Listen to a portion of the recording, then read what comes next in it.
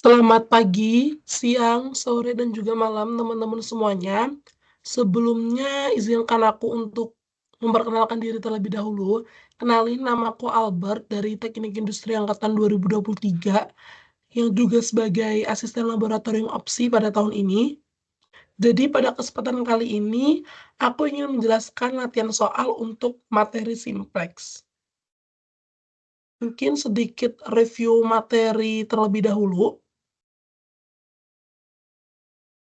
Jadi, metode simplex merupakan metode yang biasanya digunakan untuk memecahkan setiap permasalahan pada pemrograman linear yang kombinasi variabelnya terdiri dari 3 variabel atau lebih.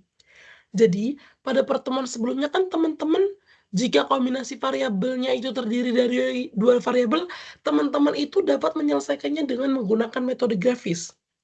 Akan tetapi, jika kombinasi variabelnya itu terdiri dari 3 variabel atau lebih, maka teman-teman tuh akan kesulitan jika teman-teman menyelesaikannya dengan menggunakan metode grafis. Maka, metode yang tepat jika kombinasi variabelnya itu terdiri dari 3 variabel atau lebih, dapat teman-teman selesaikan dengan menggunakan metode simplex. Di mana metode simplex ini merupakan metode yang secara matematis dimulai dari pemecahan dasar yang visible atau basic visible solution ke pemecahan dasar visible lainnya yang dilakukan secara berulang-ulang atau iteratif sehingga tercapai suatu penyelesaian optimum, di mana terdapat langkah-langkah untuk menyelesaikan permasalahan simplex. Langkah pertama yang teman-teman dapat lakukan, yaitu teman-teman identifikasi terlebih dahulu variabelnya, yaitu teman-teman akan menentukan nilai X1, X2, X3, X4, X5, dan seterusnya. Langkah kedua, yaitu teman-teman menentukan nilai fungsi tujuannya. Kemudian langkah ketiga, yaitu teman-teman tentukan fungsi kendala atau fungsi pembatasnya. Kemudian langkah keempat yaitu ubah si fungsi tujuan dan juga fungsi kendala yang teman-teman tentukan tadi ke bentuk kanonik. Untuk fungsi pembatas atau fungsi kendala, hal-hal yang harus teman-teman perhatikan yaitu yang pertama, jika fungsi kendalanya adalah pertidaksamaan kurang dari sama maka teman-teman dapat mengubahnya menjadi persamaan sama dengan menambahkan satu variabel slack. Yang kedua, jika fungsi kendalanya memiliki pertidaksamaan lebih dari sama maka teman-teman dapat mengubahnya menjadi persamaan sama dengan mengurangkan satu variabel surplus. Kemudian yang ketiga, jika fungsi kendalanya adalah persamaan sama dengan, maka teman-teman dapat menambahkan satu variabel buatan yang disebut sebagai variabel artificial atau artificial variable. Kemudian yang keempat, setiap fungsi kendala itu mempunyai slack variabel. Yang kelima, jumlah slack variabel sama dengan jumlah fungsi kendala. Contohnya, jika teman-teman ini mempunyai fungsi kendala berjumlah 4, maka slack variabel teman-teman juga akan berjumlah 4. Kemudian, nilai di sebelah kanan atau right hand side, semua kendala tidak boleh bernilai negatif. Yang terakhir, semua variabel yang tidak mempengaruhi kesamaan ditulis dengan koefisien 0. Selanjutnya yaitu fungsi tujuan. Dengan adanya slack variabel pada fungsi pembatas, maka fungsi tujuan juga harus disesuaikan dengan memasukkan unsur slack variabel ini. Karena slack variabel tidak mempunyai kontribusi apa-apa terhadap fungsi tujuan, maka konstanta untuk slack variabel tersebut dituliskan 0. Jadi, jika di fungsi kendala tadi terdapat 4 fungsi kendala, maka teman-teman kan di fungsi tujuan akan menuliskan 4 slack variabel, tetapi nilai koefisien dari slack variabel tersebut teman-teman tuliskan dengan angka 0. Kemudian yang teman-teman harus perhatikan yaitu variabel itu dibagi menjadi non-basic variable dan juga basic variables. Yang pertama, non-basic variables merupakan variabel yang tidak keluar sebagai solusi pada setiap iterasi, yang dimana nilainya sama dengan 0. Kemudian yang basic variables itu merupakan variabel yang keluar sebagai solusi pada setiap iterasi. Langkah selanjutnya yang teman-teman dapat lakukan yaitu membuat tabel iterasi. Di mana dalam membuat tabel iterasi itu, hal yang pertama teman-teman harus lakukan itu menentukan entering variable atau kolom kunci. Cara untuk menentukan entering variable atau kolom kunci ini sebagai berikut. Pertama, jika fungsi tujuannya adalah maksimasi, maka teman-teman dapat memilih kolom dengan nilai negatif terbesar atau nilai yang paling negatif. Kemudian, jika fungsi tujuannya adalah minimasi, maka teman-teman dapat memilih kolom dengan nilai positif terkecil. Kemudian, jika nilai-nilai tersebut jumlahnya lebih dari 1, pilih sembarang. Jadi maksudnya gini, jika pada kasus maksimasi, pada fungsi tujuannya itu sama-sama bernilai negatif 5, dan itu merupakan nilai negatif terbesar, maka teman-teman dapat bebas untuk memilih mana yang akan teman-teman jadikan si entering variable atau kolom kunci. Entering variabel yang terpilih akan dipindah ke sebelah kiri dinamakan sebagai variabel basis. Kemudian, teman-teman dapat menentukan si living variable atau baris kunci, di mana untuk menentukan living variable atau baris kunci dapat dilakukan dengan cara menghitung hasil bagi antara nilai solusi dengan nilai entering variable atau kolom kunci yang bersesuaian. Nah, dari hasil bagi antara nilai solusi dengan nilai entering variabel tersebut, teman-teman pilih yang mempunyai nilai bagi terkecil. Jadi, teman-teman memilih rasio antara nilai solusi dengan nilai entering variabel atau kolom kunci yang terkecil.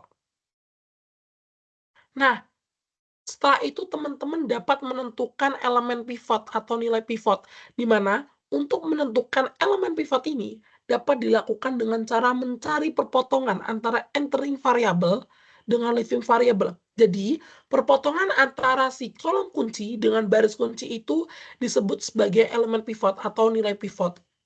Kemudian, teman-teman dapat melakukan perhitungan-perhitungan untuk membuat iterasi selanjutnya. Caranya, untuk melakukan iterasi, dapat digunakan metode perhitungan Gauss-Jordan sebagai berikut. Yang pertama, persamaan pivot, di mana untuk memperoleh persamaan pivot baru, dapat digunakan rumus persamaan pivot lama dibagi dengan elemen pivot. Yang kedua, persamaan lainnya termasuk nilai Z atau fungsi tujuan, dapat digunakan rumus persamaan baru sama dengan persamaan lama dikurangi koefisien kolom masuk dikalikan dengan persamaan pivot baru. Nah, teman-teman dapat melakukan iterasi-iterasi perhitungan tersebut sampai iterasi tersebut optimum. Nah, gimana sih cara kita mengetahui apakah iterasi yang kita hitung itu sudah optimal atau belum? Nah, yang pertama, jika kasusnya maksimasi, maka teman-teman dapat melihat apakah sudah positif atau minimal 0 semua pada fungsi tujuannya. Sudah positif atau 0. Jika kasusnya adalah minimasi, maka pada fungsi tujuannya itu nilai solusi sudah negatif atau 0. Mungkin untuk dapat menambah pemahaman teman-teman terkait materi ini, maka langsung saja kita contoh soalnya. Berikut merupakan pembahasan untuk latihan soal materi simplex. Langsung saja kita buka untuk soalnya. Jadi di sini itu diberikan soal yaitu Top Juice Group merupakan pabrik minuman yang memproduksi 3 jenis minuman, yaitu jus A, jus B, dan juga jus C. Nah, untuk memproduksi tiap 1 liter jus itu dibutuhkan 3 sumber daya, yaitu buah jeruk, buah apel dan juga buah mangga. Untuk memproduksi 1 liter jus A itu dibutuhkan 2 buah jeruk, ditandain terlebih dahulu supaya lebih mudah, kemudian 1 buah apel, dan juga 1 buah mangga.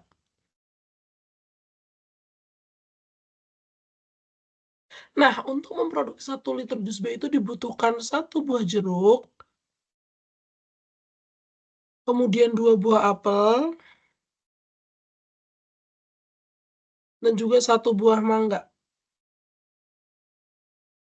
Dan yang terakhir yaitu untuk memproduksi 1 liter jus C itu dibutuhkan 1 buah jeruk, 1 buah apel, dan juga 2 buah mangga.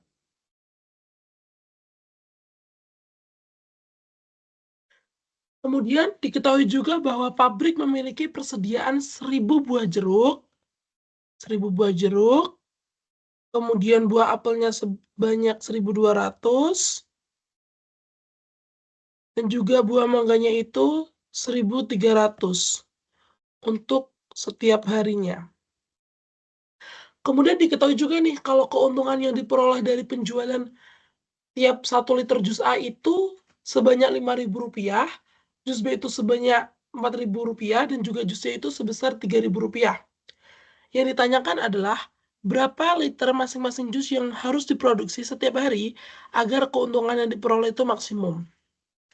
Nah, untuk membuat permasalahan ini menjadi lebih sederhana, maka teman-teman dapat membuat tabel seperti ini supaya lebih terlihat sederhana, di mana teman-teman nggak harus jus A, jus B, jus C ini yang berada dalam satu baris.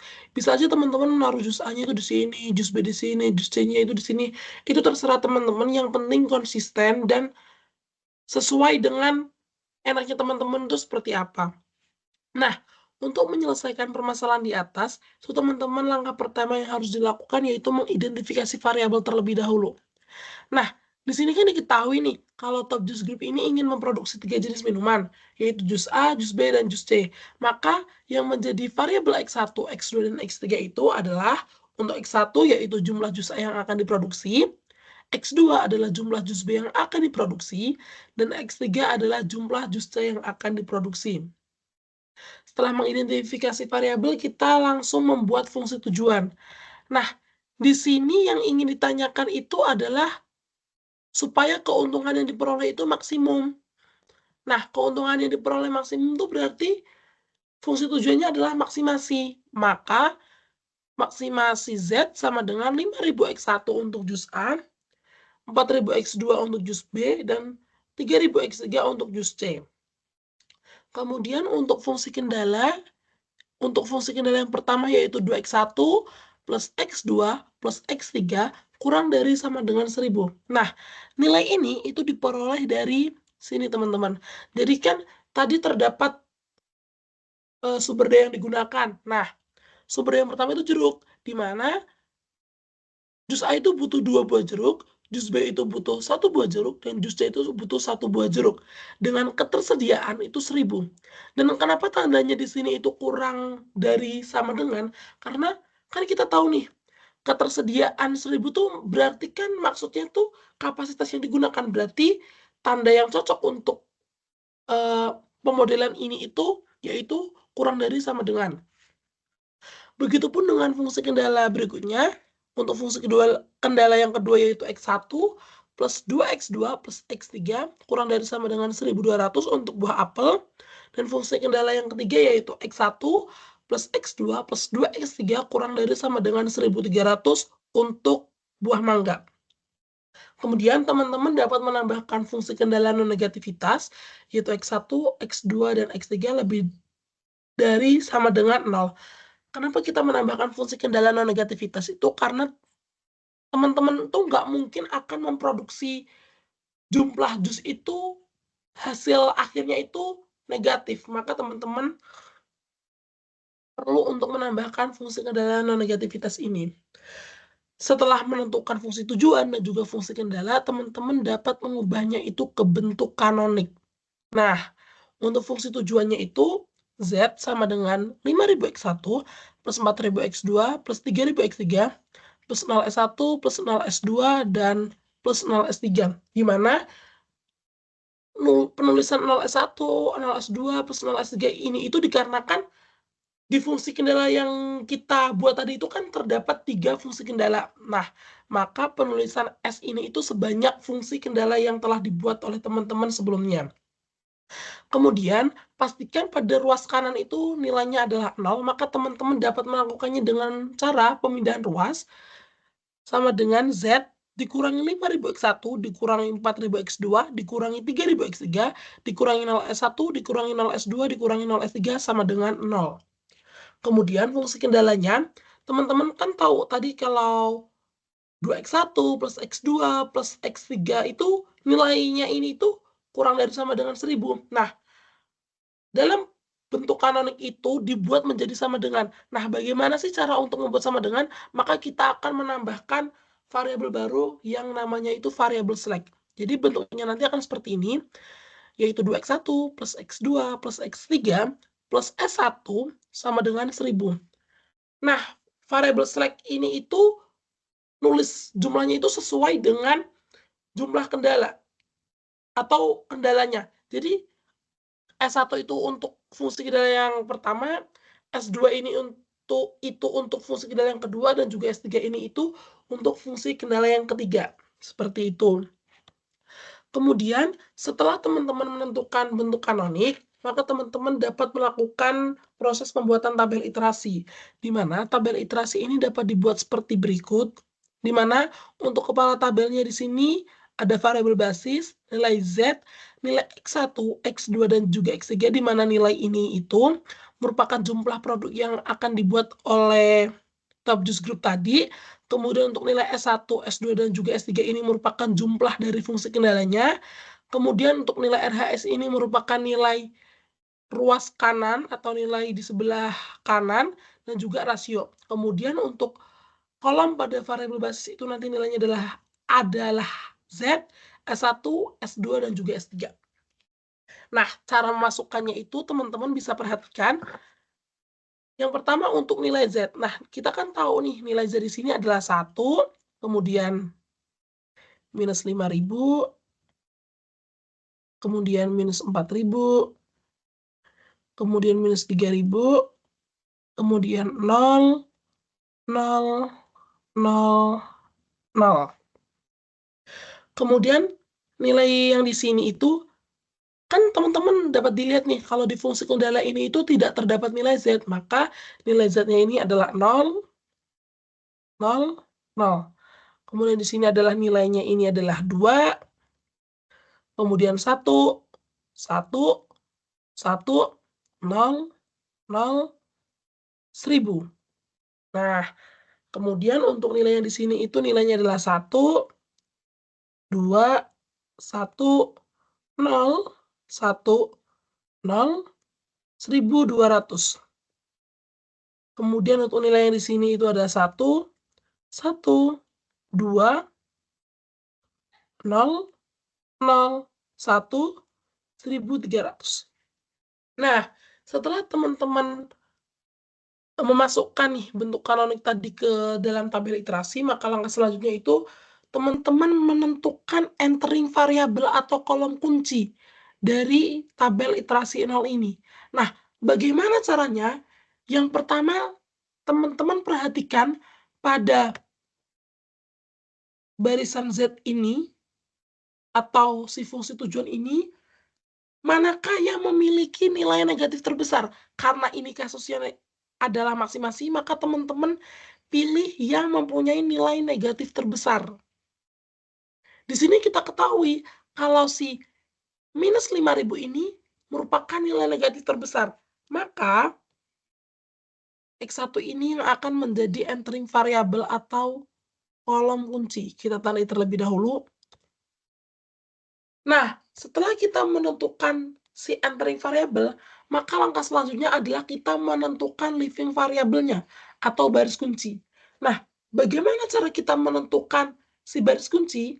Maka teman-teman hitung terlebih dahulu nilai rasionya. Nah, nilai rasio ini merupakan hasil pembagian antara RHS dengan si entering variabel yang sudah dipilih teman-teman tadi. Yang di sini berarti adalah X1. Jadi rasionya adalah 1000 dibagi 2 sama dengan 500. Kemudian 1200 dibagi 1 adalah 1200. Kemudian 1300 dibagi dengan 1 sama dengan 1300. Nah, karena rasio sudah dihitung, maka teman-teman tentukan di antara 3 ini, pilih yang mempunyai rasio terkecil yang nilainya positif.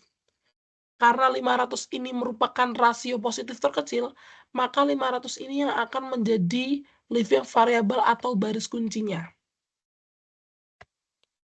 Nah, selanjutnya kita menentukan nilai pivot nih, teman-teman. Nah, nilai pivot itu kan kalau berdasarkan penjelasan materi tadi, merupakan perpotongan antara si entering variable dengan leaving variable. Jadi, si elemen pivotnya atau nilai pivotnya adalah 2 ini, teman-teman. Nah, setelah itu, teman-teman dapat melakukan proses perhitungan iterasi. Nah, bagaimana sih caranya? Nah, teman-teman fokus ke bagian sini terlebih dahulu, yaitu yang saya tandai ini. Pada bagian kolom pivot ini, nilai 2 nanti, teman-teman ubah menjadi 1. Dan nilai selain 2, ini teman-teman ubah menjadi nilai 0, yaitu minus 5.000, 1, dan juga 1 ini nanti teman-teman ubah nilainya menjadi angka 0. Gimana caranya? Nah, sebelumnya saya misalkan terlebih dahulu untuk yang Z ini merupakan baris 0, S1 ini akan menjadi baris 1, S2 akan menjadi baris 2, dan S3 akan menjadi baris 3. Kita fokus untuk yang akan menjadi nilai 1 terlebih dahulu. Itu kan yang baris 1. Maka rumusnya adalah baris 1 dibagi 2. Nah, sama dengan di sini 0 dibagi 2 adalah 0, 2 dibagi 2 1, 1 dibagi 2 setengah, 1 dibagi 2 setengah, dan seterusnya. Berarti di sini setengah, di sini 0, 0, 500. Nah, kemudian kita ke baris 0. Nah, nilai minus 5.000 ini teman-teman ubah bentuknya supaya nilainya itu 0. Berarti rumusnya itu adalah baris 0 pada iterasi pertama, pada iterasi 0, mohon maaf, pada iterasi 0, ditambahkan 5.000 dikali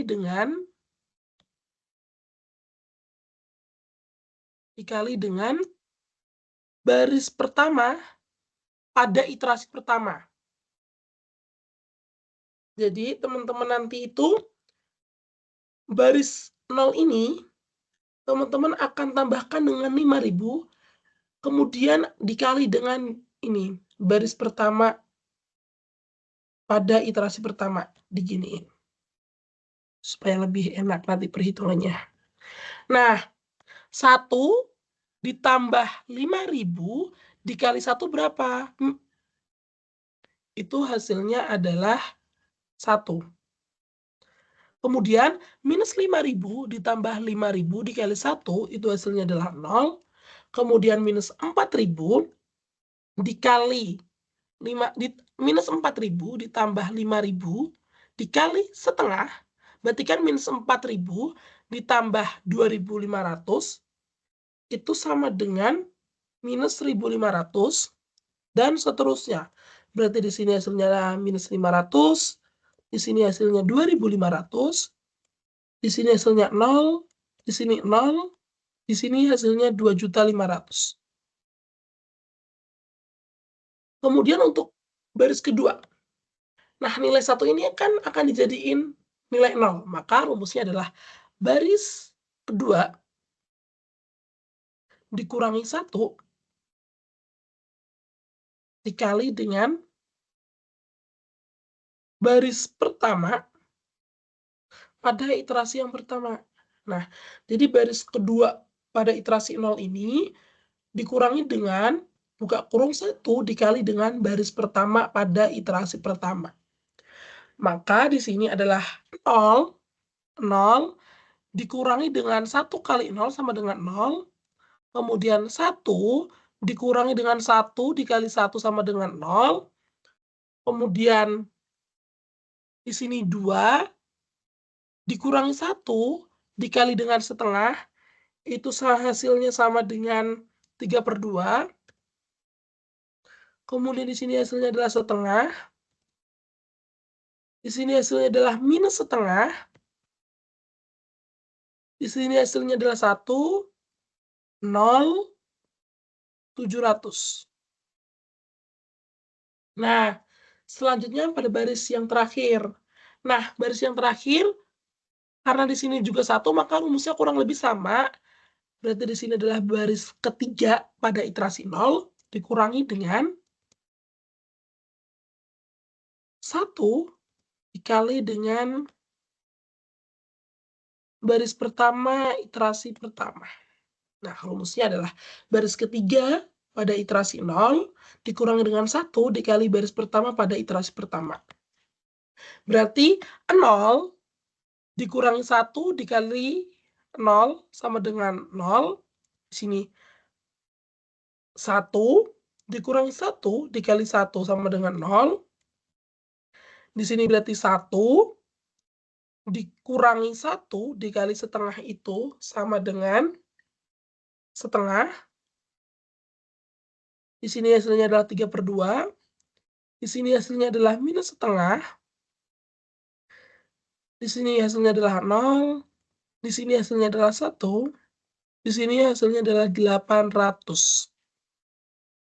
Nah, kita cek apakah iterasinya itu sudah optimum atau belum. Nah, caranya itu untuk kasus maksimasi, tanda suatu iterasi itu sudah optimum yaitu sudah tidak terdapat lagi nilai negatif pada fungsi tujuan ini.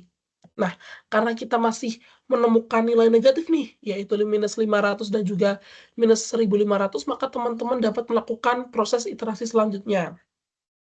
Nah, jangan lupa nilai X1 ini kan berperan menjadi kolom kunci. Dan kolom kunci di sini akan masuk sebagai variabel basis. Dan baris kunci di sini, baris kunci yang ini, akan keluar dari variabel basis. Jadi, nanti nilai S1 di sini akan kita gantikan dengan nilai X1. Gantikan dengan nilai X1.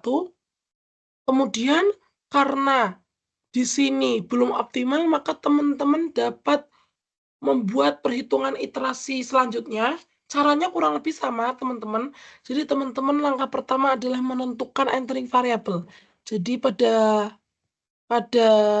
baris Z ini, teman-teman tentukan mana yang mempunyai nilai negatif paling besar. Nah, diketahui di sini bahwa minus 1500 ini merupakan nilai negatif terbesar. Maka X2 ini akan menjadi entering variabel atau kolom kuncinya, teman-teman. Kita tandai terlebih dahulu. Nah, kemudian teman-teman menghitung rasio. Nah, rasio ini kan perbandingan atau pembagian dari RHS dengan nilai si kolom kunci. Di sini X2 berarti 500 dibagi 2 adalah 1000. Kemudian 700 dibagi 3/2 adalah 1400 dibagi 3. Kemudian di sini 800 dibagi setengah adalah 1600.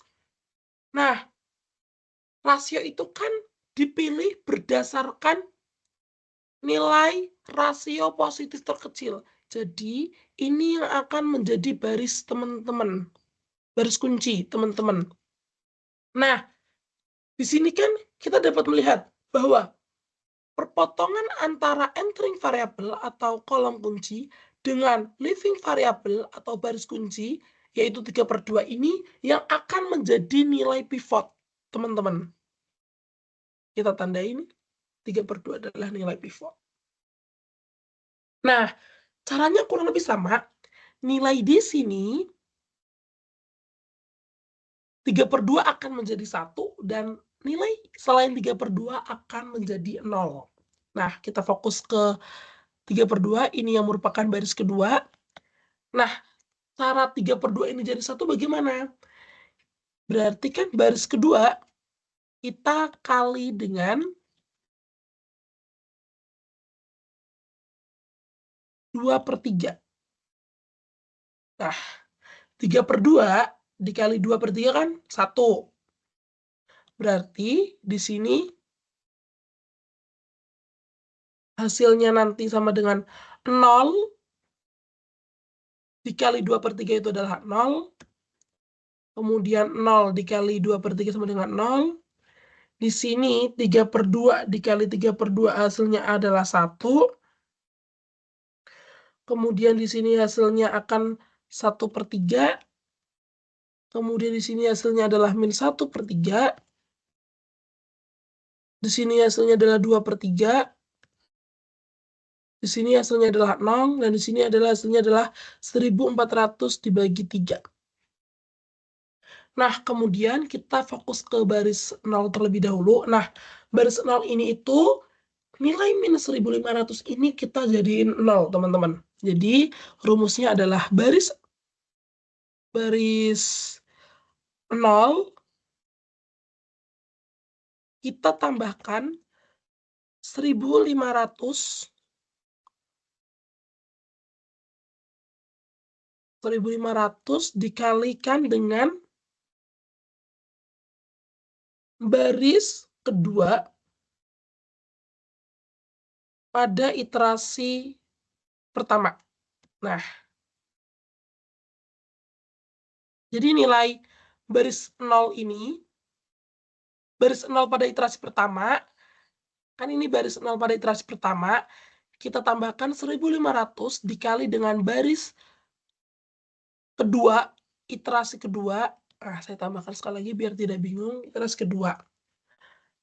Berarti baris ini kita tambahkan dengan 1500 dikalikan dengan ini. Nah, hasilnya adalah 1 ditambah 1500 dikali 0 itu sama dengan 1. Kemudian 0 ditambah 1500 dikali dengan 0 itu sama dengan 0. Kemudian di sini hasilnya adalah 0. Kemudian 0 lagi. 2000, 1000, 0, 30, 3.200.000. 3.200.000. Nah, kemudian nilai untuk baris pertama ini, nilai setengah ini itu teman-teman ubah nilainya menjadi angka 0. Nah, rumusnya adalah baris pertama pada iterasi pertama, itu teman-teman kurangi dengan setengah dikalikan dengan nilai setengah ini teman-teman kalikan dengan baris kedua, iterasi kedua. Jadi baris pertama ini teman-teman tambahkan setengah, teman-teman kurangkan dengan setengah, karena di sini hasilnya positif, maka teman-teman kurangkan dengan setengah, dikalikan dengan baris yang ini, baris kedua. Nah, berarti 0 dikurangi setengah dikali 0 itu hasilnya adalah 0. Kemudian untuk yang di sini itu berarti 1 dikurangi setengah dikalikan dengan 0 itu hasilnya adalah 0. Hasilnya 1. Mohon maaf, hasilnya 1. Kemudian di sini hasilnya adalah 0. Di sini hasilnya adalah 1/3. Di sini hasilnya adalah 2/3. Di sini hasilnya adalah -1/3. Di sini hasilnya adalah 0. Di sini hasilnya adalah 800 dibagi 3. Nah, ini maksudnya adalah B2 ini B2 iterasi pertama ya, biar konsisten. Nah, kemudian baris ketiga caranya sama. Nilai setengah ini teman-teman ubah menjadi nilai 0, itu rumusnya adalah baris ketiga pada iterasi pertama dikurangkan dengan setengah dikali dengan baris kedua iterasi kedua. Nah, jadi baris ketiga ini teman-teman kurangkan dengan setengah dikali dengan baris kedua yang ini, teman-teman. Berarti nilai 0 dikurangi setengah dikali dengan 0 itu hasilnya 0. Kemudian nilai 0 dikurangi setengah dikali dengan 0 itu hasilnya adalah 0. Hasilnya adalah 0. Kemudian setengah dikurangi setengah dikali dengan 1 itu hasilnya adalah 4/3. Di sini adalah, mohon maaf sebentar, setengah dikurangi setengah dikali 1 berarti hasilnya adalah 0. Di sini hasilnya adalah 4/3 min 1/3. Di sini adalah min 1/3. 1 hasilnya adalah 1700 dibagi 3. Nah, kita cek apakah iterasi ini itu sudah optimum. Caranya sama, kita lihat pada bagian Z, karena ini kasusnya adalah maksimasi. Dicek nih teman-teman, apakah nilainya ini itu sudah positif semua atau minimal 0. Karena di sini sudah tidak ada yang negatif, maka dapat dikatakan bahwa iterasi ini itu sudah selesai atau sudah optimum. Nah, dapat disimpulkan bahwa jumlah juz A yang akan diproduksi, ini tuh cara bacanya gini. Nilai X1 itu hasilnya adalah 800/3, X2 hasilnya adalah 1400/3, S3 hasilnya adalah 1700/3, dan nilai Z atau keuntungan itu nilainya adalah 3.200.000. Nah, berarti dapat disimpulkan bahwa keuntungan yang diperoleh oleh Top Juice Group itu sebesar 3.200.000. Kemudian untuk jumlah jus A yang akan diproduksi itu kan berarti nilai X1. Nah, nilai X1 ini teman-teman ubah menjadi 800/3. Kemudian nilai X2 ini teman-teman hasilnya adalah 1400/3. Dan jus C ini nilainya adalah 0 karena di sini kan tidak ada simbol atau variabel X3. Karena tidak ada X3 berarti nilai X3-nya itu adalah 0. Dan kenapa di sini nilainya X2 padahal di sini S2? Sama seperti pada iterasi sebelumnya, karena di sini nilai X2 ini berperan sebagai entering variabel atau kolom kunci. Dan kolom kunci di sini akan masuk sebagai variabel basis. Dan baris kunci ini akan keluar sebagai variabel basis. Maka nilai S2 di sini kita ganti dengan nilai X2. Sekian pembahasan dari aku. Mohon maaf kalau semisal selama menjelaskan ada salah kata atau salah kalimat yang saya ucapkan. Semoga materi dan juga pembahasan soal ini dapat mudah untuk dipahami oleh teman-teman semuanya. Sampai jumpa.